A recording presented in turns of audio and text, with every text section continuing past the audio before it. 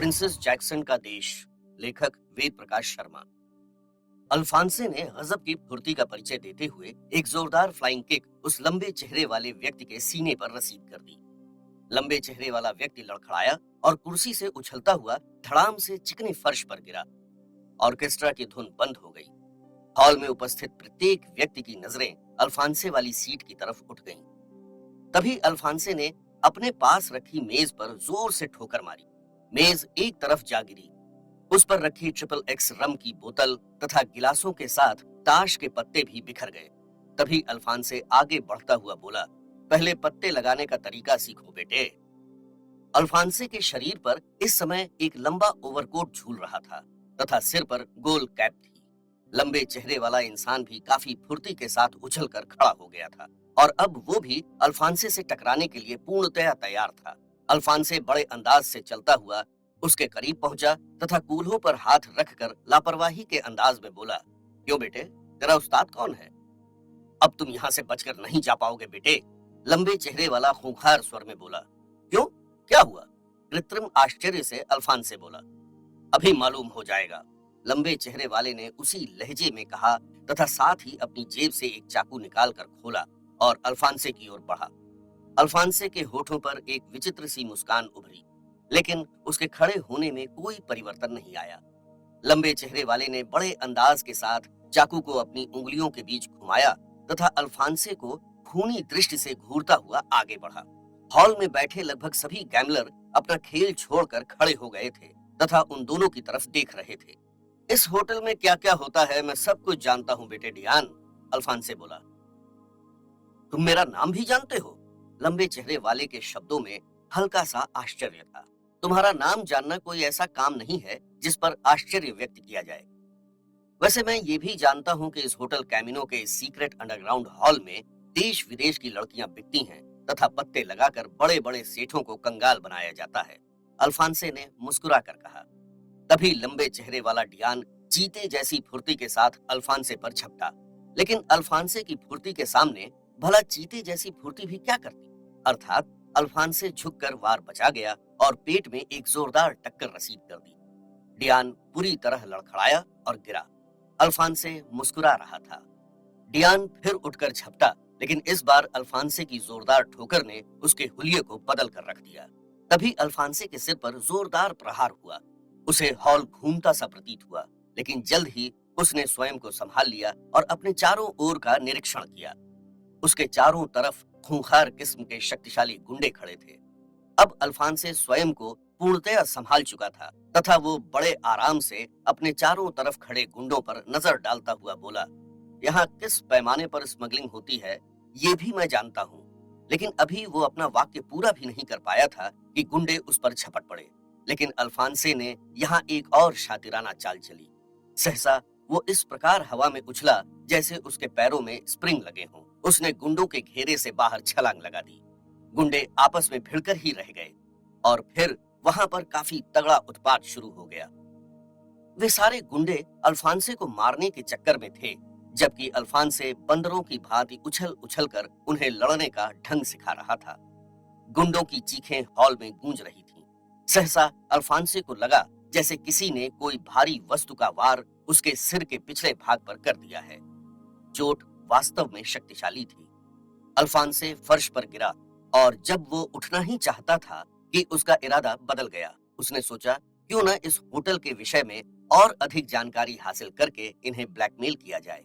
अतः अल्फांसे एकदम निश्चिंत हो गया। बेहोश हो गया साला।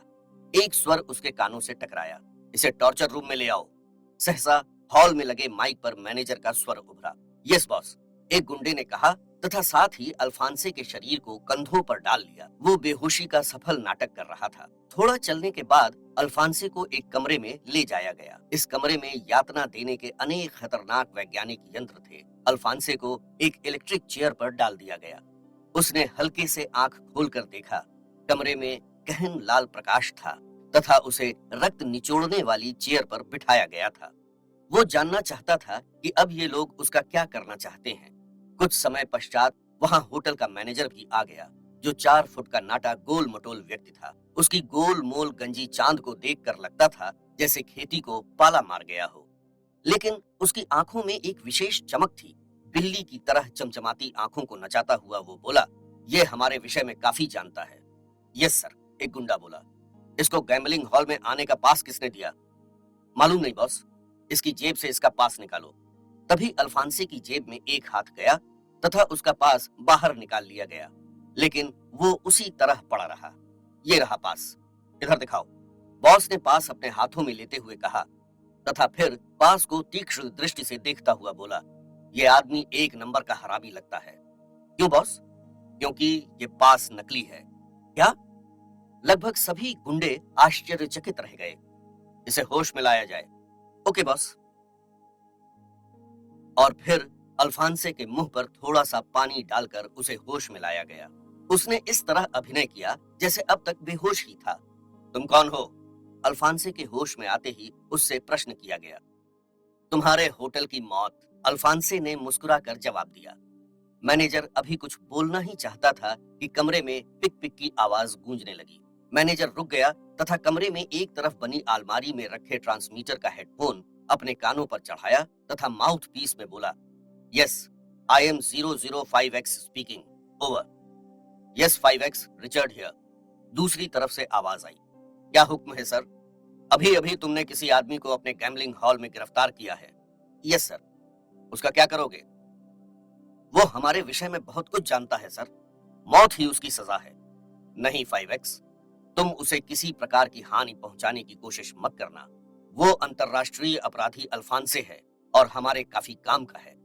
तो फिर उसका क्या किया जाए? तुम उसे सावधानी से शाम तक कैद रखो। आज रात को हमारे आदमी उसे वहां से ले आएंगे, लेकिन तब तक तुम सावधान रहना, क्योंकि वो एक नंबर का हरामी आदमी है। आप फिक्र न कीजिए सर, मैं उसका भी बाप हूँ। तुम जैसे हजारों बाप हर समय उसकी जेब में रहते हैं बेटे। वो अंतरराष्ट्रीय शातिर है, सारे संसार की पुलिस उससे थर्राती है। अतः तुम उस पर विशेष नजर रखोगे। हो सके तो शाम तक उसे बेहोश करके अपने 10 आदमियों के साथ स्वयं उसके चारों तरफ सतर्कता के साथ खड़े रहो। Okay sir, over and all. दूसरी तरफ से संबंध विच्छेद कर दिया गया। मैनेजर ने भी फोन रख दिया तथा मुड़कर बोला, तुम्हें मर्डरलैंड में याद किया गया है। ये क्या भला है बेटे? अल्फांसे बोला। ये वो जगह है जहां के कानून देखकर तुम थर्रा जाओगे। और फिर क्लोरोफॉर्म सुखाकर अल्फांसे को बेहोश कर दिया गया। अल्फांसे बेहोश हो गया है। ये विचार सिर्फ मैनेजर और उसके साथियों का था, जबकि वास्तव में अल्फांसे इस बार भी बेहोशी का नाटक मात्र ही कर रहा था। वैसे उसके चारों तरफ कड़ा पहरा था। वो चाहता तो यहाँ से बड़े आराम से फरार हो सकता था, मगर उसके दिमाग में मर्डरलैंड के विषय में कुछ जानने का भूत सवार हो गया था, क्योंकि इस नाम का कोई स्थान उसने संसार के नक्शे पर तो देखा नहीं था। फिर ये नाम भी उसे कुछ विचित्र सा लगा था और मैनेजर के शब्दों ने उसकी उत्सुकता और बढ़ा दी थी। वो जानना चाहता था कि मर्डरलैंड क्या बला है तथा वहाँ के कानून क्या हैं।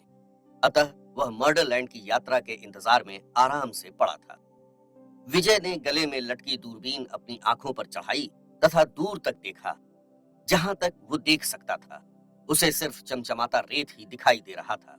विजय, तुम्हारा दिमाग खराब हो गया है जो तुम निरुद्देश्य इतने भयंकर रेगिस्तान में घूम रहे हो तथा मुझे भी परेशान कर रहे हो?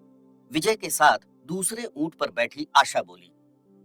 यहाँ हम हनीमून मनाने आए हैं डार्लिंग, विजय ने आशा की तरफ आंख मार कर कहा। विजय, अगर तुमने बकवास करने की चेष्टा की तो मैं तुम्हारा सिर फोड़ दूंगी। वास्तव में आशा विजय की मूर्खतापूर्ण हरकतों से परेशान हो गई थी।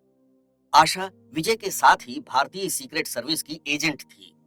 यूं सीक्रेट सर्विस के एजेंटों के लिए भावनाएं कोई महत्व नहीं रखती थीं, परंतु फिर भी आशा विजय से प्रेम करती थी। विजय के विषय में जब वो सोचती तो उसका दिल तेजी से धड़कने लगता था। वास्तव में वो विजय से प्यार करती थी, लेकिन विजय की मूर्खतापूर्ण हरकतों के विषय में जब वो सोचती तो उसे क्रोध आ जाता था। वैसे वो जानती थी कि ये मूर्खता विजय के जीने का ढंग है। वास्तव में विजय एक बहादुर जीनियस इंसान है और इस समय भी आशा विजय के उकता देने वाले मजाक तथा मूर्खतापूर्ण हरकतों की शिकार थी। जब उसे चीफ से ये आदेश मिला कि उसे किसी अभियान के सिलसिले में विजय के साथ जाना है, तो उसे कितनी खुशी हुई थी। उसने कल्पना की थी कि वो विजय से मीठी मीठी बातें करेगी, लेकिन यहाँ विजय को अपनी बकवास से फुर्सत न थी। वो आशा को बोलने का अवसर ही नहीं दे रहा था। वो बुरी तरह झुंझला गई थी। एक तो भयंकर रेगिस्तान के बीच चमचमाती धूप में वैसे ही उसकी हालत खराब थी। प्यास के कारण उसका गला सूख गया था। एक शब्द बोलने को भी मन नहीं कर रहा था। और ठीक उसके विपरीत विजय की कैंची की भांति चलती जबान से परेशान थी। खैर आशा डार्लिंग, तुम गोली मारो साली दुनियादारी को और एक प्यारी प्यारी सी झकझकी सुनो। विजय आशा को और बोर करता हुआ बोला। विजय, मैं तुम्हारी शिकायत चीफ से कर दूंगी। देखो आशा डार्लिंग, हम दोनों के बीच ये साला चूहा कहां से आ गया? विजय, चीफ का नाम तमीज से लो। हाय, चीफ की इतनी चिंता? विजय, काश तुम मूर्ख न होते। तो क्या होता डार्लिंग? तुम एक सफल आदमी होते। अब क्या असफल हूं? तुमसे भैंस में कोई नहीं जीत सकता। भैंस अर्थात बहस। गाय में तो जीत सकता है। विजय, मैं रास्ते में से लौट जाऊंगी। लौट कर कहां जाओगी डार्लिंग? अब तो इस भयंकर रेगिस्तान में सिर्फ भटक कर रह जाओगी। वैसे विजय, मेरी समझ में नहीं आता कि हमें यहाँ रेगिस्तान में किस अभियान के सिलसिले में भेजा गया है। आशा विषय बदलने का प्रयास करती हुई बोली। हाँ, तो मिस गोगिया पाशा उर्फ आशा, हमने जो गर्मा गर्म झकझकी बनाई है वो उधार मांग कर हराम के खाने वालों के ऊपर बनाई है। विजय झकझकी को भूला न था। विजय की इस बात से आशा के दिमाग में विजय को बोर करने का एक वाक्य आया और उसने तुरंत कह भी दिया, जैसे तुम हराम की खाते हो। लगता है काफी होशियार हो गई हो। खैर, तुम मुनि श्री 10,008 ठाकुर विजय कुमार के कर कमलों द्वारा लिखी ये झकझकी सुनो, जो बिना किसी कर्ज के लिए अर्ज की है। आशा के वाक्य का उस पर कोई असर न हुआ। वो अपनी ही धुन में मस्त रहा और फिर बाकायदा फिल्मी धुन में ये निम्न झकझकी सुनाने लगा। उधार खाने वाले सोते नहीं हैं, उधार लाकर माल खाए जाते हैं। सुबह को उठकर देखो तो लक्स साबुन में नहाए जाते हैं और जब मांगने वाले जाते हैं तो बक्स में बंद पाए जाते हैं। इस बकवास का क्या मतलब? मतलब तेल लेने गया है। अच्छा विजय, एक बात बताओ। पूछो डार्लिंग, तुम्हें भला बात न बताएं? हम यहाँ रेगिस्तान में किस अभियान पर आए हैं? हमारा और हमारे चीफ का दिमाग खराब हो गया है। क्या मतलब? मतलब ये कि हमारे चीफ मियाँ का कहना है कि हमें किसी मर्डर लैंड की खोज करनी है। मर्डर लैंड क्या है? ये कोई बस्ती है। खोज से क्या मतलब? अब यही तो परेशानी है। हमारे चीफ ने हमें कोलंबस अथवा वास्को डिगामा समझ रखा है, जो तुरंत मर्डर लैंड की खोज में भेज दिया। लेकिन इस नाम का कोई स्थान दुनिया के नक्शे में तो है नहीं। अगर नक्शे में होता तो हम खोज किसकी करते? तो फिर ये हमें कैसे मालूम हुआ कि उसका नाम मर्डर लैंड है? ये हमारे लूमड़ प्यारे का कमाल है। क्या मतलब? अल्फांसे का इस केस से क्या मतलब? अरे वो साला लूमड़ ही तो जड़ है। कैसे? तुम्हारे चूहे का कहना है कि अचानक एक दिन उनका ट्रांसमीटर स्पार्क करने लगा तथा उस पर हमारे लूमड़ प्यारे की लता मंगेशकर से मिलती आवाज गूंजने लगी। अल्फांसे का संबंध चीफ से? आशा के स्वर में आश्चर्य था। हाँ मेरी जान, विजय ने झूठ बोला। वास्तव में अल्फांसे ने विजय के ट्रांसमीटर पर विजय से संबंध स्थापित किया था। उसने ट्रांसमीटर पर क्या कहा था? उसी साले की मेहरबानी से तो हमारा ये हंस हंसनी का जोड़ा हनीमून मनाने यहाँ रेगिस्तान में मर्डर लैंड की खोज कर रहा है। विजय, फिर तुम बकवास करने लगे। बताओ ना, क्या कहा था उसने? लूमड़ मियाँ ने कहा था कि वो इस समय मर्डर लैंड में है और ये भी कहा था कि विजय अपनी बुलबुल को लेकर तुरंत मर्डर लैंड पहुंचे। फिर बकवास? बकवास नहीं डार्लिंग, सचमुच अल्फांसे ने कहा था कि विजय के साथ कोई लड़की हो तो अधिक अच्छा रहेगा। इसके पीछे उद्देश्य लूमड़ ने नहीं बताया। लेकिन यहाँ रेगिस्तान में मर्डर लैंड कहां से आ गया? इसी बात ने तो हमारी बुद्धि को धराशायी कर दिया है। विजय, कहीं अल्फांसे ने हमारा बेवकूफ तो नहीं बनाया? आशा ने संभावना व्यक्त की। वैसे तो उस साले लूमड़ का कोई भरोसा नहीं, लेकिन ये अवश्य कहूंगा कि हम लोग जब पहले से ही बेवकूफ हैं तो वो क्या बनाएगा? विजय, तुम जब भी बात कहोगे उल्टी ही कहोगे। इसमें मैंने क्या उल्टा कह दिया कि हम बेवकूफ हैं? हम उस साले एक नंबर हरामी लूमड़ के कहने पर यहाँ ऐसे घूम रहे हैं जैसे अपनी ससुराल आ रहे हों। विजय की ये बात काफी हद तक सही भी थी, लेकिन उसने ये भी बताया होगा कि मर्डर लैंड में आखिर क्या है जो हमें बुलाया है। पहली बात तो ये है डार्लिंग कि इस साले मर्डर लैंड शब्द से ही बदमाशी की बूंदें टपक रही हैं। दूसरी बात, हमारे लूमड़ प्यारे ने कहा कि मर्डर लैंड के कानून बड़े ही अजीबोगरीब हैं तथा वहां पर भारत के विरुद्ध कोई भयंकर साजिश पनप रही है, जिसको अगर वक्त से पूर्व न कुचल दिया गया तो भारत की स्वतंत्रता को खतरा उत्पन्न हो जाएगा। आखिर वो साजिश क्या है, ये उसने नहीं बताया। वो मॉडरलैंड तक कैसे पहुंचा, ये भी नहीं बताया। क्या उसने मॉडरलैंड का पता नहीं बताया? उसने सिर्फ ये कहा था कि रेगिस्तान में कहीं मर्डरलैंड है। लेकिन इस तरह हम क्या करेंगे? फिर बकवास। आशा डार्लिंग, अब बताओ, चीफ मियां का दिमाग खराब है या नहीं? अब तुम अधिक मत बोलो। आशा ने विजय से कहा। तो क्या अब तुम कोई गाना गाओगी? क्या मतलब? अगर तुम वास्तव में कोई गाना गाने का इरादा रखती हो तो मैं शांत होकर गाना सुनूंगा। तुम फिर बकवास पर उतर आए। मैं बकवास पर चढ़ा ही कब था? मैं इस ऊंट पर चढ़ा था और अब भी ऊंट पर ही बैठा हूँ। विजय ने आशा की तरफ देखा। वे दोनों बराबर बराबर में दो ऊंटों पर रेगिस्तान में चल रहे थे। जहां तक उनकी नजरें जाती, वहां तक उन्हें सिर्फ चमचमाते रेत के मैदान, दर्रे तथा टीले ही नजर आ रहे थे। सहसा आशा ने अपना कंठ सूखता महसूस किया। उसने थर्मस खोला और एक घूंट पानी पीकर अपना गला तर किया तथा थर्मस बंद कर दिया। अब ये दोनों लगभग चुप से ही थे। इनके ऊंटों के बोलने का स्वर कभी कभी रेगिस्तान के मौत जैसे सन्नाटे को भंग कर देता था। ये साला लूमड़ भी बहुत बदमाश है, सहसा विजय बड़बड़ाया।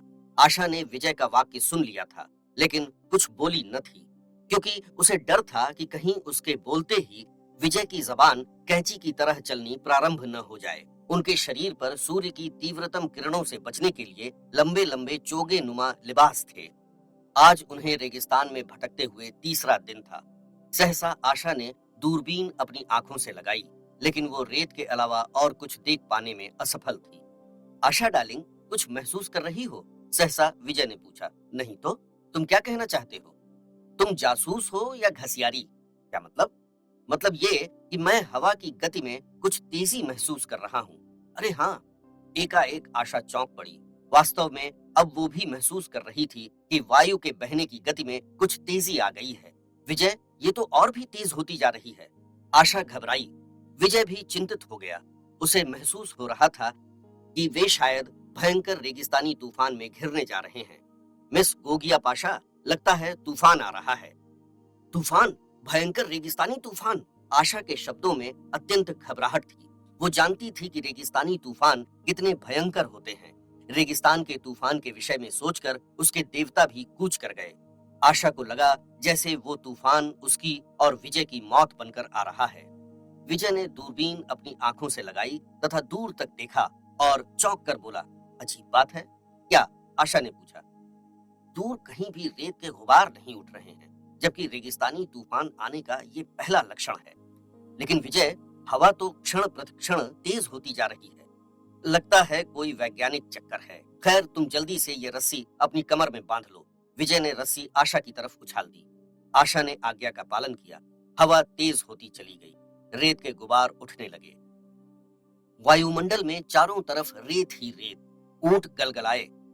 सहसा हवा का एक तेज झोंका आया। विजय ने बचने की काफी चेष्टा की, लेकिन उसका शरीर भी रेत के साथ वायुमंडल में उछल गया, साथ ही आशा भी। ऊंट चिंगाड़ मारकर रेत पर गिर पड़े। रेत के टीले वायुमंडल में उड़ते हुए ऊंटों पर गिरने लगे।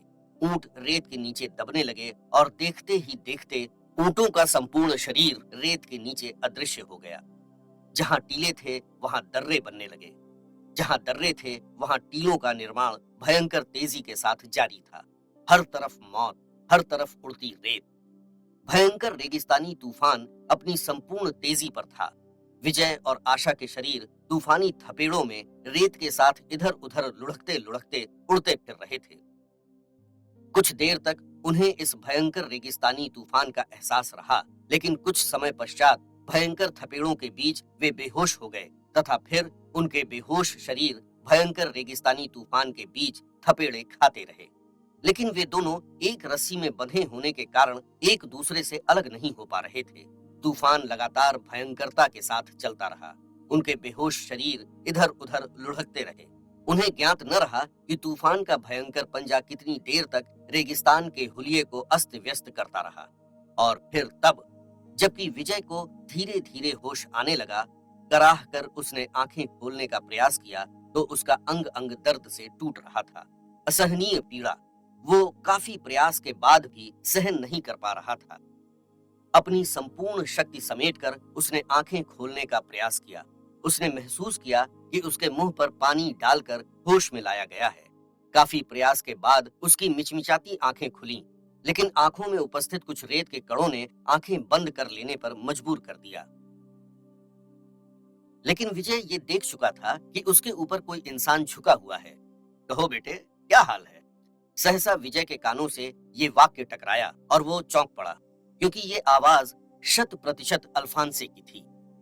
विजय के दिमाग को एक झटका सा लगा। उसने फिर मिचमिचाती आंखों से अपने ऊपर झुकी मानव आकृति को देखा, जो वास्तव में अल्फांसे ही था। अबे लूमड़ मियां, साले तुम यहाँ? विजय आंखें बंद किए ही चहक कर बोला, हाँ बेटे, मैं तुम्हारा बाप ही हूँ। ये कौन सी जगह है? मर्डरलैंड। और विजय केवल इतना ही सुन सका, क्योंकि कमजोरी के कारण उसके दिमाग पर काली सी चादर फैलती चली गई तथा उसकी गर्दन एक तरफ को ढुलक गई। अब वो बेहोश हो चुका था। तब जबकि अल्फांसे को मर्डरलैंड पहुंचाया गया, वो ये जान गया कि मर्डरलैंड भयंकर रेगिस्तान के बीच कहीं है, लेकिन वो ये न देख सका कि कहाँ है, क्योंकि रेगिस्तान में आकर उसका ये राज कि कहीं वो बेहोश नहीं है, मर्डरलैंड के निवासियों पर खुल गया तथा वहां से उसे वास्तव में बेहोश करके लाया गया था। जब उसकी आंखें खुली तो उसने स्वयं को एक काफी लंबे चौड़े हॉल में पाया था। हॉल ट्यूब प्रकाशों से जगमगा रहा था। पहले तो आंखें खोलने में उसे काफी कठिनाई का सामना करना पड़ा था, लेकिन धीरे धीरे वो सफल हो गया था। हॉल में लगभग 20 ऐसे व्यक्ति मौजूद थे जो अल्फांसे से शक्ति में दुगने तो रहे ही होंगे। उन सभी के शरीरों पर ऐसे कपड़े थे जिनसे स्वयं ही लगता था कि वे खतरनाक किस्म के लड़ाकू हैं। उनके जिस्मों पर शरीर से चिपके हुए स्याह पतलून तथा कमीज थी तथा गले में सुर्ख लाल रंग का रुमाल लटका हुआ था और पैरों में क्रेपसोल के जूते थे।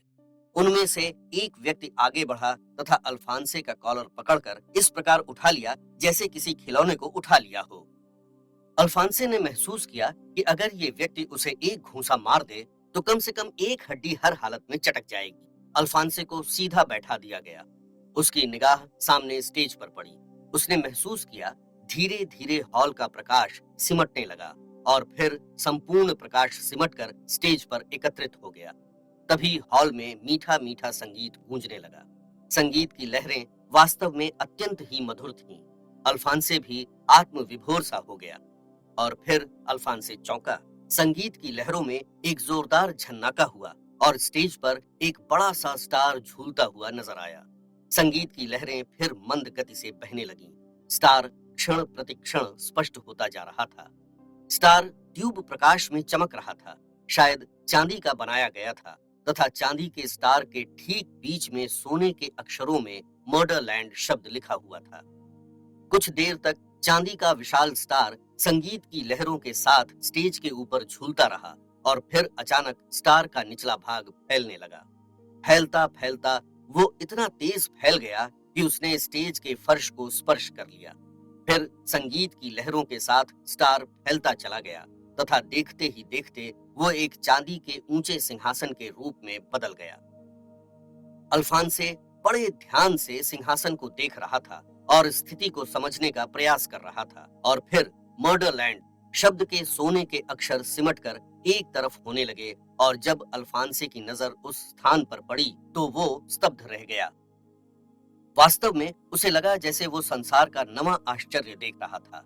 सोने के अक्षरों के ठीक पीछे हीरों का जड़ा हुआ एक सिंहासन था और सिंहासन पर उपस्थित थी स्वयं सुंदरता को लजा देने वाली एक सुंदरी। अल्फांसे देखता का देखता रह गया। वास्तव में उसने कभी इतनी सुंदर लड़की नहीं देखी थी। उस सुंदरी को देखकर खुद ब खुद ही नशा सा आने लगता था। उसके संगमरमरी सुडौल बदन पर रानियों जैसा शाही लिबास था तथा माथे पर हीरों से जड़ा एक मुकुट। उसकी गहरी नीली आंखों में अथाह सागर की गहराई समाई हुई थी। जी चाहता था कि बस उन आंखों में डूब जाए। गुलाब की पंखड़ियों से भी कोमल अधरों पर एक इतनी मंद तथा मधुर मुस्कान थी जैसे अपने प्रियतम को देखकर एक सच्ची प्रेमिका की मुस्कान हो। अल्फांसे कुछ न बोला। वास्तव में वो बोलने की स्थिति में भी न था। वो तो रूप की चरम सीमा में खो गया था। यूं अल्फांसे लड़कियों में कोई रुचि नहीं रखता था। रूप उसका गुलाम था, लेकिन आज उसे लगा कि वो रूप का गुलाम बनता जा रहा है। तुम्हारा नाम अल्फांसे है? सहसा संगीत की लहरों के बीच एक शब्द से भी मधुर स्वर गूंजा। अल्फांसे के दिमाग को एक झटका सा लगा। वो अपने होशो हवास में आया। उसने महसूस किया कि वो लड़की से प्रभावित होता जा रहा है। तभी उसने अपने सिर को एक झटका दिया तथा लड़की के रूप का प्रभाव अपने दिमाग से निकालकर वो अपने होठों पर स्वाभाविक मुस्कान बिखेरता हुआ बोला, यस, मेरा नाम अल्फांसे है। तुम अंतर्राष्ट्रीय अपराधी हो? सिंहासन पर बैठी शहजादी ने पूछा। हो सकता है। अब अल्फांसे लापरवाही के अंदाज में बोल रहा था। तमीज से बात करो। क्यों?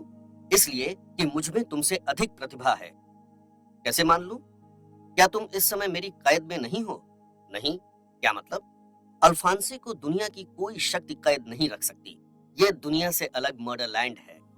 मैं चाहूं तो इसी वक्त यहाँ से जा सकता हूँ। अल्फांसे बिना प्रभावित हुए अपने होठों पर मुस्कान बिखेरता हुआ बोल रहा था। तुम काफी बहादुर इंसान हो। धन्यवाद। क्या तुम हमारे लिए काम करोगे? अभी तुमने सिद्ध नहीं किया है कि तुम मुझसे अधिक प्रभावशाली हो, अतः मैं तुम्हारे अंडर में कार्य करना स्वीकार नहीं कर सकता। मैं मर्डरलैंड की प्रिंसेस हूँ। हो सकता है। क्या फिलहाल यही प्रतिभा काफी नहीं है? ये कोई प्रतिभा नहीं। अब तुम आवश्यकता से कुछ अधिक ही बहादुर बनने की चेष्टा कर रहे हो। मैं पहले ही कह चुका हूँ कि आदर उसका करता हूँ जिससे मैं प्रभावित होता हूँ। पहले मैं देखना चाहती हूँ कि क्या तुम वास्तव में बहादुर हो। बेशक। क्या हॉल में खड़े व्यक्ति से टकरा सकोगे? ये प्रश्न अपने आदमियों से पूछो। पिंगोरा। सहसा शहजादी ने उसी व्यक्ति को संबोधित किया जिसने अल्फांसे को खिलौने की भांति सीधा करके बैठा दिया था। यस प्रिंसेस, पिंगोरा तनकर बोला। जरा मिस्टर अल्फांसे को दिखा दो कि दुनिया का अंतर्राष्ट्रीय अपराधी मर्डरलैंड की एक चींटी के बराबर भी शक्ति नहीं रखता।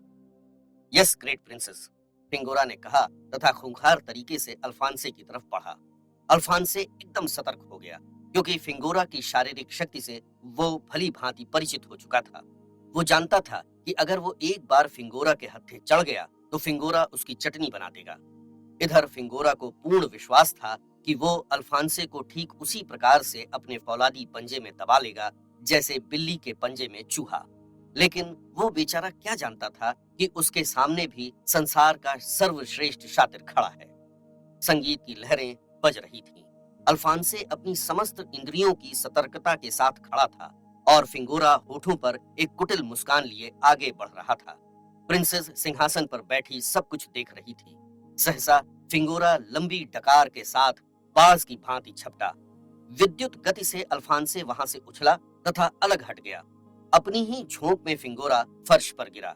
तभी अल्फांसे ने अपनी संपूर्ण शक्ति से उसके सिर में बूट की ठोकर मारी। फिंगोरा के मुंह से हल्की सी चीख निकली। अल्फांसे ये सुनहरा अवसर खोना नहीं चाहता था। वो जानता था कि अगर वो फिंगोरा को उसके उठने से पूर्व ही दबा देता है तो ठीक है, वरना अगर फिंगोरा ने उसे एक बार पकड़ लिया तो स्वयं भगवान भी उससे मुंह मोड़ लेंगे। अतः वह लगातार ठोकरें उसके सिर पर जमा रहा था। ये उसकी लगभग 10वीं ठोकर थी जब अचानक फिंगोरा ने उसकी टांग पकड़ ली और एक तीव्र झटका दिया। अल्फांसे हवा में 3-4 पलटियां खाकर धड़ाम से गिरा, लेकिन तभी उसके दिमाग में बिजली सी कौंधी तथा वो फर्श पर ही 3-4 करवटें बदल गया। काश अल्फांसे ये करवटें लेने में एक क्षण का भी विलंब कर देता तो इस समय तक उसकी हड्डियों का चूरमा बन गया होता, क्योंकि फिंगोरा ने उठकर उसके शरीर पर जंप लगा दी थी, लेकिन फिंगोरा को सिर्फ खाली फर्श ही मिला था। अल्फांसे फिर उठा और इस बार अनेक ठोकरें उसने सावधानी से फिंगोरा के चेहरे पर मारी। प्रत्येक ठोकर पर वो चीखता तथा दोनों हाथ फैलाकर उसकी टांगे पकड़ना चाहता था, लेकिन इस बार अल्फांसे सतर्क था, अतः उसने फिंगोरा को उठने का अवसर ही नहीं दिया और काफी सरलता से उसने फिंगोरा को बेहोश कर दिया। अब फिंगोरा की चीखें शांत पड़ गईं। सहसा अल्फांसे ने भयंकर फुर्ती दिखाई। वो उछला और भयंकर तेजी के साथ जेब से रिवॉल्वर निकालकर सिंहासन पर बैठी प्रिंसेस पर फायर कर दिया, लेकिन परिणाम देखकर स्वयं अल्फांसे भौचक्का रह गया। रिवॉल्वर से निकली गोली रास्ते में ही फिसलकर बर्फ का टुकड़ा बन गई और हॉल के फर्श पर गिर गई। वास्तव में तुम बहादुर हो अल्फांसे, लेकिन इस गोली का परिणाम देखकर मैं मान गया कि तुम में भी काफी प्रतिभाएं हैं। चलो, ये भी अच्छा ही हुआ कि तुम स्वयं ही मान गए। वैसे ये सब कैसे हो गया? ये तुम्हें बाद में पता लग जाएगा। ओके प्रिंसेस, अल्फांसे आदर के साथ बोला। वैसे वो प्रिंसेस से कोई खास प्रभावित नहीं हुआ था। लेकिन कुछ रहस्य जानने के लिए उसने प्रिंसेस का चमचा बनने का निश्चय कर लिया। वैसे उसने ये सोच लिया था कि अवसर आने पर वो प्रिंसेस को बता देगा कि कौन महान है। क्या तुम मेरे लिए काम करोगे? आप हुक्म कीजिए ग्रेट प्रिंसेस। क्या तुम मेरे गुलाम हो गए? गुस्ताखी माफ करना प्रिंसेस, मैं काम कुछ शर्तों पर करूंगा। कैसी शर्त? पहली ये कि आप मुझे अपना गुलाम नहीं साथी समझेंगी। हम तुम्हारी बहादुरी से खुश हुए। Thank you great princess. दूसरी शर्त, जहां मैं काम करूंगा वहां के सारे आदमी मेरे अधीन होंगे। तीसरी, मैं पूर्ण रूप से स्वतंत्र रहूंगा। मंजूर है, तो मैं काम करने को तैयार हूं। हम तुमसे, तुम्हारी बहादुरी से तथा स्पष्टवादिता से अत्यंत प्रसन्न हैं। यह आपकी असीम कृपा है। हमें उम्मीद है तुम हमारे अच्छे साथी साबित होगे। मैं उम्मीद को पूरा करूंगा। अब तुम हमारे साथी हो। अब काम बताओ ग्रेट प्रिंसेस। काम भी बता दिया जाएगा। पहले तुम्हें मर्डरलैंड की नागरिकता स्वीकार करनी होगी। इस प्रकार 303 प्रिंसेस बोली। Yes great princess. एक व्यक्ति आदर भाव से झुककर बोला, मिस्टर अल्फांसे को मर्डरलैंड का नागरिक बना दो। ओके प्रिंसेस, उस व्यक्ति ने कहा और फिर अपने पास रखी एक फौलाद की मोहर सी उठा ली तथा अल्फांसे की ओर बढ़ा। मोहर का अग्रिम भाग दहक रहा था। 707 प्रिंसेस फिर बोली। Yes great princess. अन्य व्यक्ति आदर के साथ बोला, मिस्टर अल्फांसे, 707 की पीठ पर क्या देख रहे हो? एक काफी बड़ा स्टार तथा स्टार के बीच लिखा मर्डरलैंड। यस, यही मर्डरलैंड के नागरिक की नागरिकता का प्रमाण है। क्या ये स्टार कभी नहीं मिटता? यहाँ का मांस पूर्ण रूप से जल जाता है, अर्थात इंसान मिट सकता है, लेकिन मर्डरलैंड की नागरिकता का यह प्रमाण नहीं मिटता। अच्छा सिस्टम है। अपनी पीठ पर मोहर लगवाओ। ओके प्रिंसेस, अल्फांसे ने कहा तथा अपनी पीठ नग्न कर दी। तभी 303 ने मोहर उसकी पीठ पर रख दी। मांस जला, दर्द की एक लहर संपूर्ण शरीर में समा गई, लेकिन अल्फांसे के चेहरे पर वही चिर परिचित मुस्कान रही। अब तुम्हें मर्डरलैंड का पहला कानून बताया जाएगा। क्या? मर्डरलैंड के कानून के अंदर एक व्यक्ति को 10 खून माफ हैं तथा 11वां खून करने पर खूनी को हमारी तरफ से स्टार मिलता है, जिसके अनुसार खूनी मर्डरलैंड की सरकार में सम्मिलित होने का सम्मान प्राप्त कर पाता है। क्या? कानून सुनकर अल्फांसे का चौंकना स्वाभाविक था। इसी प्रकार यदि खूनी 20 से अधिक व्यक्तियों को मौत के घाट उतारता है तो उसे एक स्टार और मिलता है तथा इस प्रकार वो उच्च अधिकारियों के पद की तरफ अग्रसर होता रहता है। लेकिन इस कानून से तो मर्डरलैंड में मारकाट मच जाएगी। मारकाट न मची तो फिर ये मर्डरलैंड कैसा? अजीब कानून है। अभी तो तुम्हें सिर्फ एक कानून बताया गया है। धीरे धीरे संपूर्ण कानून तुम्हारे सामने आ जाएंगे। प्रिंसेस मुस्कुरा कर बोली। अगर कोई तुम्हारा मर्डर कर दे? अल्फांसे पूछ बैठा। ये वास्तव में तुमने काम की बात पूछी है। अगर कोई मेरा मर्डर कर दे तो उसे मर्डरलैंड का सर्वश्रेष्ठ पद, यह सिंहासन दिया जाएगा। तो फिर क्यों अधिक खून बहाया जाए? यहाँ तुम बुजदिली दिखा रहे हो। क्यों? क्योंकि अधिक खून बहाने वाला मर्डरलैंड के कानून के अनुसार सर्वश्रेष्ठ बहादुर होता है। तो फिर मैं तुम्हें सबसे बहादुर इंसान बन के दिखाऊंगा। लेकिन इस कानून के पीछे कुछ शर्तें भी लागू हैं। क्या?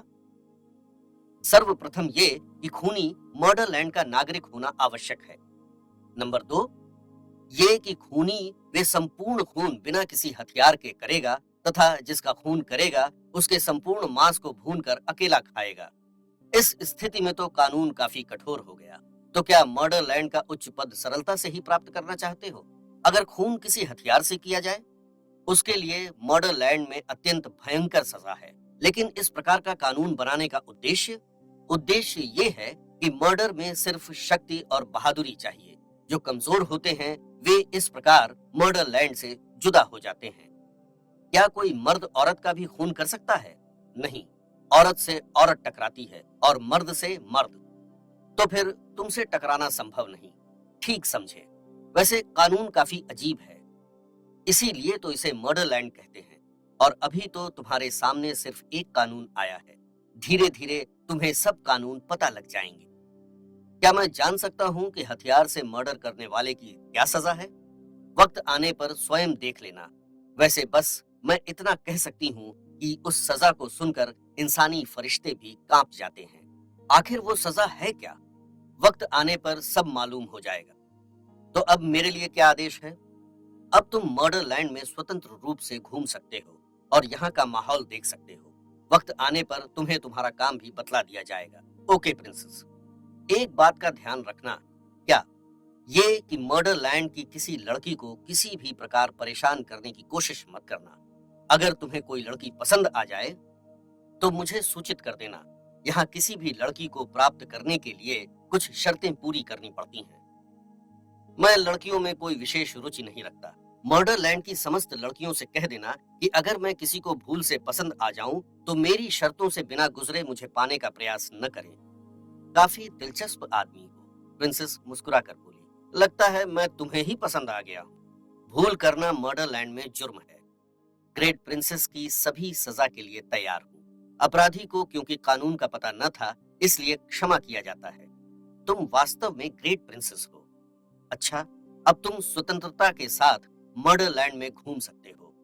ओके ग्रेट प्रिंसेस, अल्फांसे ने कहा, तथा तभी संगीत की लहरों में हल्के हल्के झन्नाके होने लगे और प्रिंसेस का सिंहासन फिर स्टार में बदलने लगा, तथा देखते ही देखते संगीत की लहरों के साथ स्टार जिस प्रकार आया था उसी प्रकार लुप्त हो गया और हॉल फिर ट्यूब प्रकाशों से जगमगाने लगा। अल्फांसे ने एक नजर अपने पास ही बेहोश पड़े फिंगोरा पर डाली तथा 303 की तरफ देखकर बोला, मिस्टर 303, जरा बाहर का रास्ता तो दिखाओ। स्वयं चले जाओ। 303 के लहजे में अजीब सा शुष्कपन था। अल्फांसे ने मुंह बनाया तथा बिना कुछ बोले हॉल के दरवाजे की तरफ बढ़ गया। जब वो हॉल से बाहर निकला तो उसके सामने एक चौराहा था। मर्डरलैंड के आदमी इधर उधर घूम रहे थे। अल्फांसे को उनमें से कोई भी आदमी कमजोर नजर नहीं आ रहा था। सभी एक दूसरे से शक्तिशाली थे तथा उनके जिस्मों पर खतरनाक किस्म के लिबास थे। कुछ आदमियों ने नजर उठाकर अल्फांसे की ओर देखा, लेकिन कोई विशेष प्रतिक्रिया किए बिना ही वे रास्तों पर आगे बढ़ जाते थे। अल्फांसे हौले से मुस्कुराया तथा वो भी सड़क पर चल पड़ा। सड़क से उसे कहीं आकाश के दर्शन नहीं हुए थे। जब उसने नजर उठाकर ऊपर देखा तो लगभग 200 फुट ऊपर उसने एक सुनहरा सा आकाश देखा। सड़कों के किनारे ट्यूब जल रहे थे तथा सड़कों के दोनों तरफ की दीवारों में गंदी वायु बाहर निकालने वाले पंखे लगे थे। कहीं कहीं कूलर नुमा जालियां भी लगी थीं, जिनसे हवा तेज गति से सड़कों पर आ रही थी। अल्फांसे सोच रहा था, मालूम नहीं ये मर्डरलैंड क्या बला है। प्रत्येक वस्तु को तीक्ष्ण दृष्टि से देखता हुआ अल्फांसे घूमता रहा। अंत में उसने एक स्थान पर एक होटल देखा। कुछ सोचकर वो उसी होटल में घुस गया। तभी एक लंबा चौड़ा आदमी उसके सामने पहाड़ की भांति डटकर खड़ा हो गया तथा अपनी बड़ी बड़ी मूंछों पर ताव देते हुए बोला, ग्रेट प्रिंसेस का निशान? कैसा निशान? और अभी अल्फांसे ने अपना वाक्य पूरा ही किया था कि एक शक्तिशाली घूंसा उसके जबड़े से टकराया। अल्फांसे लड़खड़ाया और धड़ाम से फर्श पर गिर पड़ा। और जब उसने फर्श पर पड़े ही पड़े उस शक्तिशाली आदमी की तरफ देखा तो उसने पाया कि वो आदमी बड़े गर्व के साथ अपनी मूंछों को उमेट रहा है। नारगासा, ये तुम्हारा 11वां मर्डर होगा। सहसा एक कुर्सी पर बैठा एक और आदमी उस आदमी को संबोधित करके बोला, जिसने अल्फांसे को घूंसा मारा था। ये वाक्य सुनकर अल्फांसे के दिमाग में सारा चक्कर आ गया। वो जान गया कि नारगासा नामक ये आदमी उसका मर्डर करके मर्डरलैंड की सरकार से एक स्टार प्राप्त करना चाहता है। वैसे अल्फांसे उसके एक ही घूंसे से उसकी शक्ति से परिचित हो चुका था। उसे लगा कि अगर वो एक पल भी चूक गया तो वास्तव में ये नारगासा नामक आदमी एक स्टार प्राप्त करने में सफल हो जाएगा। अतः अल्फांसे भी पूरी फुर्ती के साथ जंप लगाकर खड़ा हो गया। वो जानता था कि मर्डरलैंड में प्रत्येक आदमी शक्ति के मुकाबले उससे 20 ही है। अतः यहाँ उसे अपने लड़ने के तरीके तथा फुर्ती के ही कमाल दिखाने थे। नारगासा अपनी मूंछों को उमेटता हुआ आगे बढ़ा। अल्फांसे पूर्णतया सतर्क हो गया। होटल में उपस्थित प्रत्येक व्यक्ति शांति के साथ उसका मुकाबला देख रहा था। सड़क पर चलते हुए भी कई व्यक्ति रुक गए तथा खड़े होकर उन्हें देखने लगे, मानो वहां कोई तमाशा चल रहा हो। क्यों बेटे नारगासा, स्टार प्राप्त करना चाहते हो? अल्फांसे ने अचानक नारगासा की तरफ आंख मार दी।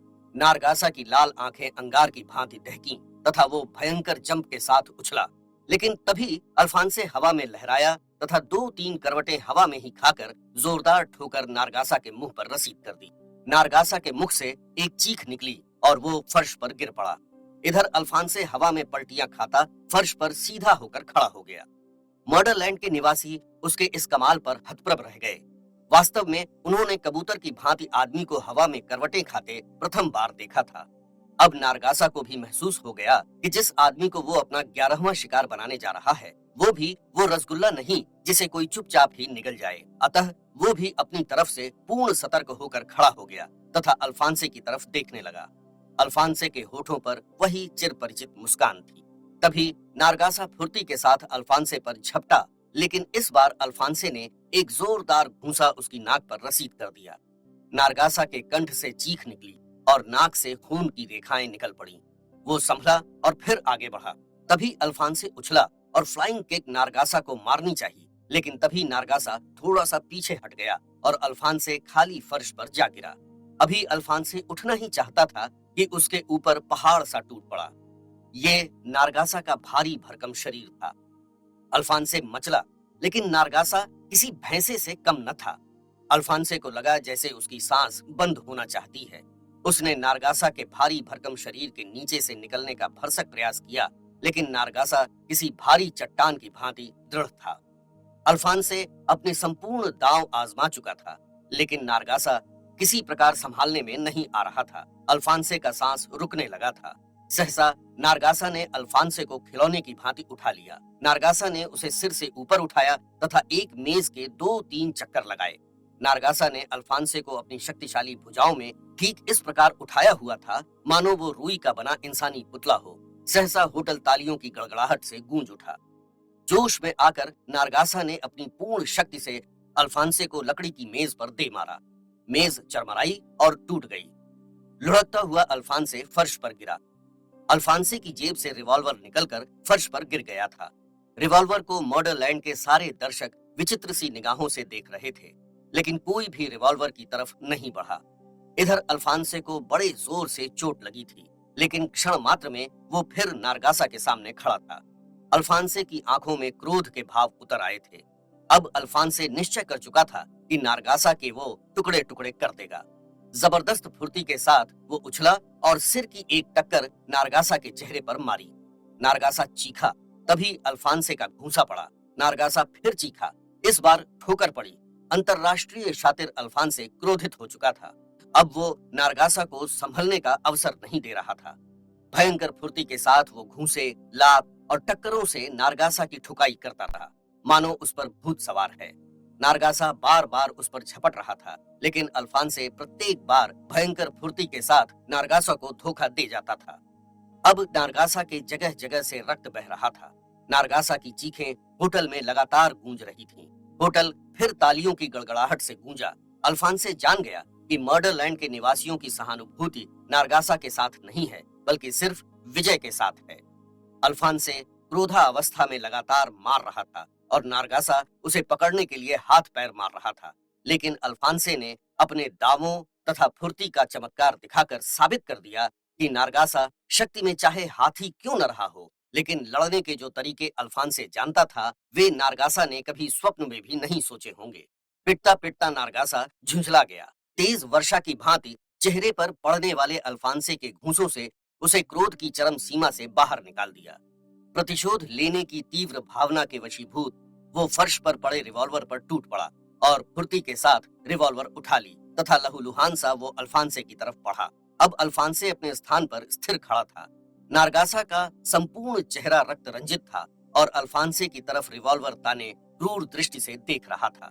नारगासा, हथियार से मारने की सजा भयंकर है, सहसा दर्शकों की भीड़ में से एक ने चिल्लाकर कहा, लेकिन नारगासा तो मानो पागल हो गया था। उसने उस वाक्य को अनसुना कर दिया। धाएं, फायर कर दिया। अल्फांसे पूर्णतया सतर्क था, अतः संग आर्ट के माहिर अल्फांसे ने बड़ी सफाई से गोली लगने से बचा लिया। सनसनाती हुई गोली अल्फांसे के ऊपर से गुजर गई तथा तभी होटल के हॉल में एक इंसानी चीख गूंजी। सबकी निगाहें उसी ओर उठी। गोली दर्शकों में एक के सीने में लगी थी। धाएं, दूसरी गोली चली तथा फिर अल्फांसे बच गया और शिकार एक अन्य दर्शक हुआ। अभी नारगासा तीसरी गोली चलाना ही चाहता था कि हवा में लहराते अल्फांसे ने एक फ्लाइंग किक नारगासा के सीने पर मारी। रिवॉल्वर नारगासा के हाथ से छूट गया तथा लड़खड़ाकर फर्श पर गिरा। उसने उठना चाहा, लेकिन तभी कुछ शक्तिशाली आदमियों ने उसे अपनी बाहों में समेट लिया। नारगासा सिर्फ मचल कर रह गया। अल्फांसे ने देखा, पकड़ने वाले व्यक्तियों के शरीरों पर स्याह लिबास तथा गले में सुर्ख लाल रुमाल लटका हुआ था और सीने में दाएं तरफ एक एक सोने का स्टार चमक रहा था। अल्फांसे जान गया कि ये मर्डरलैंड के सरकारी आदमी हैं तथा अब नारगासा को कैद कर लिया गया है। खींचते हुए वे नारगासा को होटल से बाहर ले गए। अल्फांसे मुस्कुराया तथा अपना रिवॉल्वर उठाकर जेब में डाला। सभी अपनी अपनी सीटों पर बैठ गए तथा अपने कार्यों में व्यस्त हो गए। दोनों लाशें भी वहां से उठा ली गई थीं। सारे दर्शक उसकी गोली से बचने वाले कमाल से प्रभावित थे तथा उसे विचित्र सी नजरों से देख रहे थे। कुछ देर तक अल्फांसे कुर्सी पर बैठा रहा, लेकिन जब उसे किसी ने नहीं पूछा तो वो आराम से उठकर काउंटर की तरफ बढ़ गया। काउंटर पर एक आदमी खड़ा था। अल्फांसे उसके करीब पहुंचा तथा इससे पहले कि वो कुछ समझे, एक जोरदार घूंसा उसके जबड़े पर रसीद कर दिया। घूंसा शक्तिशाली था और काउंटरमैन नारगासा की तरह शक्तिशाली नहीं था, अतः एक ही घूंसे में वो फर्श पर गिरा। अल्फांसे उससे टकराने के लिए तैयार हो गया, लेकिन उसने टकराने की कोई कोशिश नहीं की क्योंकि वो अल्फांसे से प्रभावित हो चुका था। अल्फांसे ने फर्श पर पड़े काउंटरमैन को देखा तथा एक जोरदार ठोकर उसके शरीर पर मारता हुआ होटल के बावर्ची रूम की तरफ बढ़ गया। सब शांति से उसे देख रहे थे। होटल के बावर्ची रूम में एक बावर्ची खाना बना रहा था, लेकिन जब अल्फांसे का जबरदस्त घूंसा उसके चेहरे से टकराया तो वो फर्श चाटने लगा। उसने भी अल्फांसे को नारगासा से लड़ते हुए देखा था, अतः वो भी उससे काफी प्रभावित था। वो भी चुपचाप उठकर बावर्ची रूम से बाहर निकल गया। अल्फांसे मुस्कुराया तथा बावर्ची रूम में उसे जो पसंद आया खाने लगा। मर्डरलैंड के किसी भी निवासी ने उसे नहीं रोका। वे सब अपने कार्यों में तल्लीन थे। अल्फांसे ने आराम से पेट भर के खाना खाया तथा बावर्ची रूम से बाहर निकल आया। सबने नजर उठाकर उसे एक बार देखा तथा अपने कार्यों में तल्लीन हो गए। वैसे होटल में उपस्थित प्रत्येक व्यक्ति अल्फांसे से प्रभावित था। लापरवाही के अंदाज में चलता हुआ अल्फांसे हॉल से बाहर निकलना चाहता था कि एक सुंदर सी चीनी लड़की उसके सामने आ गई तथा बोली, क्या आप मेरे साथ कुछ देर बैठना पसंद करेंगे? अल्फांसे ने मुस्कुराती दृष्टि से लड़की की तरफ देखा। उसके शरीर पर चीनी परिधान था तथा मुस्कुराहट के साथ उसी को देख रही थी। उस लड़की ने भी आंखों में आंखें डाल दी। अल्फांसे को शरारत सूझी। उसने अपनी एक आंख दबा दी। उत्तर में लड़की की मुस्कान गहन हो गई। क्या आप मेरे साथ बैठेंगे? क्यों? आप बहुत बहादुर हैं। धन्यवाद। सिर्फ धन्यवाद। और क्या हमें बहादुरी नहीं दिखाओगे? मैं मर्दों को बहादुरी दिखाता हूँ। अल्फांसे उसका मतलब समझ गया था। औरतों को बहादुरी दिखाओ तो जाने। आपने प्रिंसेस से भी पूछा है या नहीं? तुम्हारे लिए मैं प्रिंसेस की हर शर्त पूरी करूंगी। मेरी शर्त पूरी होगी। क्या? सबसे पहले ये कि तुम मेरा पीछा छोड़ो। अजीब आदमी हो। ठीक पहचाना। आधा मर्डरलैंड मुझ पर मरता है। मरता होगा, लेकिन मैं नहीं। तुम्हारी बदकिस्मती है। अच्छा, तो तुम ये बताओ कि बाथरूम किधर है? बाथरूम में क्या होगा? बाथरूम में क्या होता है? ओह, आई एम सॉरी। लड़की झेंप कर बोली। बाथरूम कहाँ है? वो रहा। लड़की ने बाथरूम की तरफ इशारा किया। धन्यवाद, अल्फांसे ने कहा तथा फिर बाथरूम की तरफ बढ़ गया।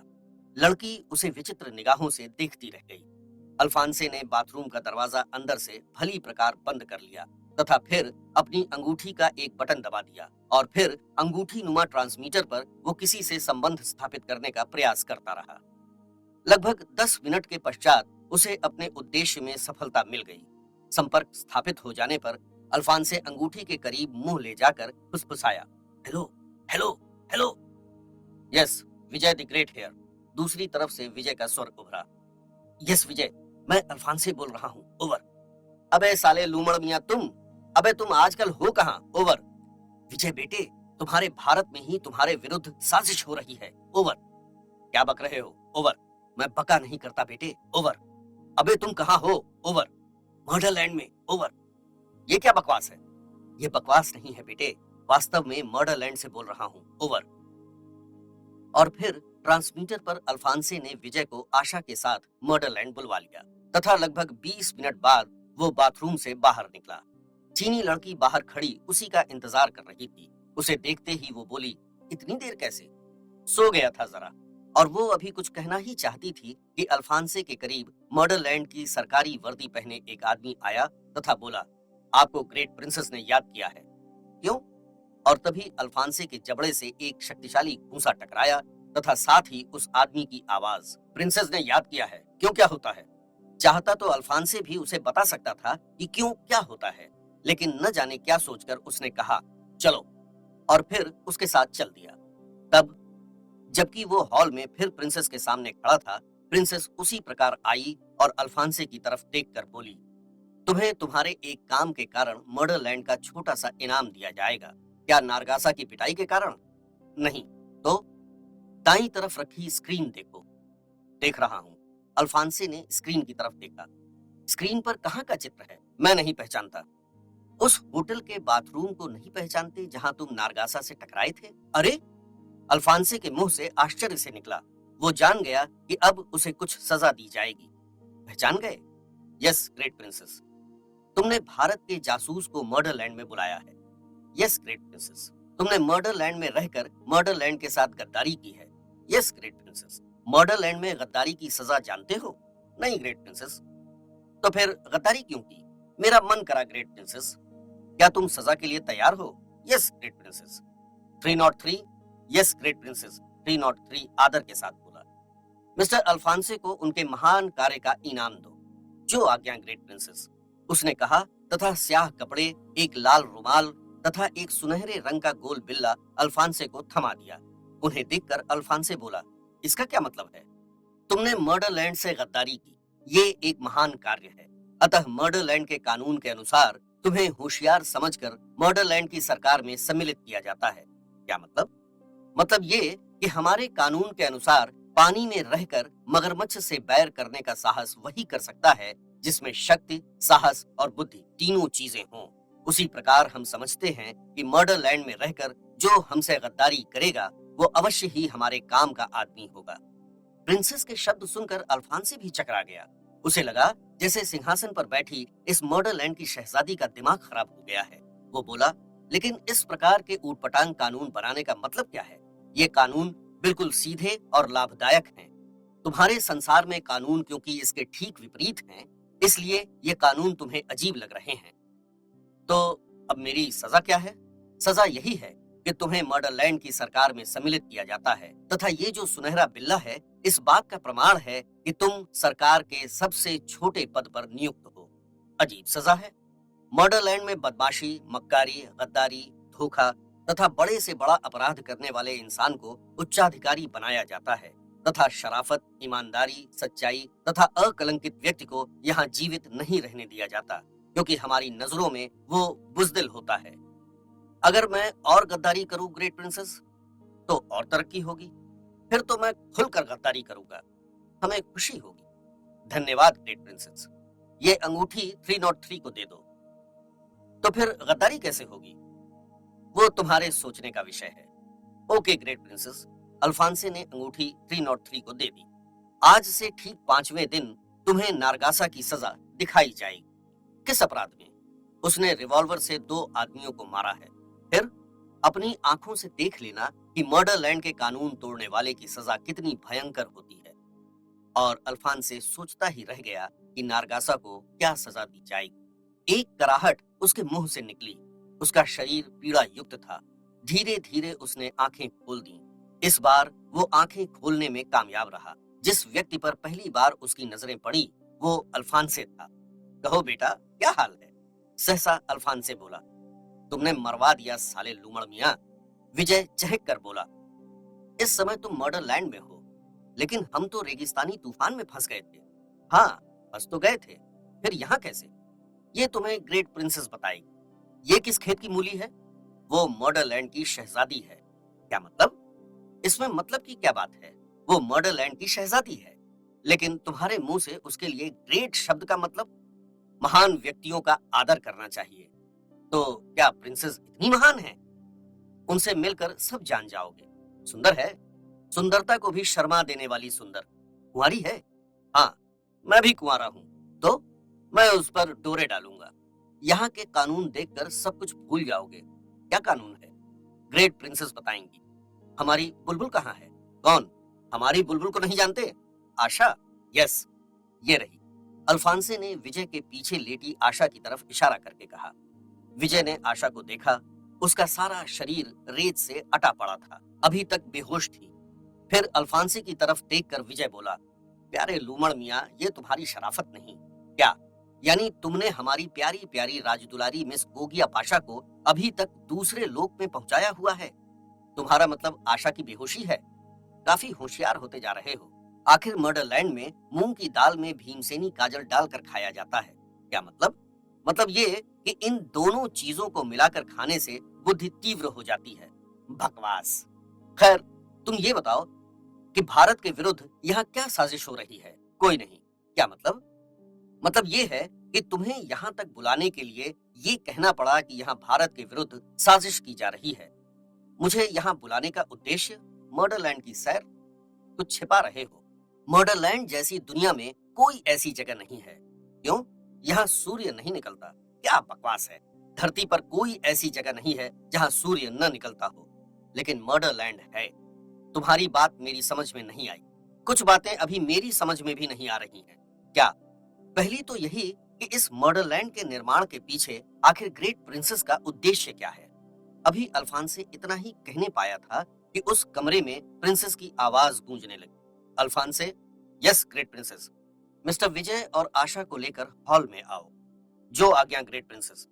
और फिर अल्फांसे ने आशा के मुख पर पानी डाला तथा आशा भी कराहती हुई होश में आ गई। तभी विजय बोला, क्यों प्यारे लूमड़ मियां, यहाँ तुम्हारी प्रिंसेस की आवाज कैसे गूंजने लगी? वे स्क्रीन पर सब कुछ देख रही होंगी, तो फिर उन्होंने हमारी बातें सुनी होंगी। निस्संदेह तुम्हारी बातों से उनके प्रति गद्दारी जाहिर थी। खुशी की बात है। क्या मतलब? गद्दारी की सजा तरक्की है। क्या मतलब? मतलब प्रिंसेस से पूछना, अल्फांसे ने कहा तथा फिर विजय और आशा को लेकर हॉल की तरफ चला। और जब अल्फांसे उन्हें लेकर हॉल में पहुंचा तो उसके कुछ क्षणों पश्चात उसी प्रकार स्टार स्टेज पर आया तथा उसी प्रकार सिंहासन में बदल गया। विजय और आशा आश्चर्य के साथ सारी क्रिया देख रहे थे। कुछ क्षणों पश्चात प्रिंसेस सिंहासन पर नजर आई तथा साथ ही अल्फांसे सहित सभी व्यक्ति आदर के साथ झुक गए। सिर्फ आशा और विजय चुपचाप खड़े थे। मिस्टर विजय, तुम भारत के सर्वश्रेष्ठ जासूस हो। प्रिंसेस का खनखनाता हुआ स्वर हॉल में गूंजा। अजी तौबा, मेरे बाप की तौबा, मैं जासूसों से बहुत घबराता हूँ। विजय एकदम झहक कर बोला। मिस्टर विजय? जी मम्मी। क्या? प्रिंसेस विजय के संबोधन पर चौंक पड़ी। आशा को हंसी आई। उसने अपना हाथ मुंह पर रख लिया। हमने तुम्हारे बारे में जैसा सुना था वैसा ही पाया। प्रिंसेस मुस्कुराकर बोली, यस मम्मी जी। देखो, मर्डरलैंड में झूठ बोलने पर एक ऐसा खिताब दिया जाता है जिससे वो सारे मर्डरलैंड में बिना मुद्रा के चाहे जो कर सकता है। क्या मतलब? मतलब ये कि तुम झूठ बोल रहे हो कि तुम जासूस नहीं हो। वैसे तो मर्डरलैंड के कानून के अनुसार महान कार्य कर रहे हो, क्योंकि हमारे कानून के अनुसार झूठ भी वही बोल सकता है जो कुछ बुद्धि रखता हो। लेकिन इंसान बुद्धिमान तब हो सकता है जब वो सफल झूठ बोले। मर्डरलैंड में यदि कोई सफल झूठ बोलता है तो इज्जत मिलती है, लेकिन यदि झूठ असफल हो जाता है तो मर्डरलैंड में उसके लिए भयंकर सजा है। तो मेरे जासूस होने पर तुम्हें क्या कष्ट है? विजय फिर बोला, कुछ नहीं। नहीं, अगर तुम्हें कष्ट हो तो मैं यहाँ से जाते ही इस्तीफा लिख दूंगा। इसकी कोई जरूरत नहीं है, क्योंकि अब तुम यहाँ से कहीं नहीं जाओ।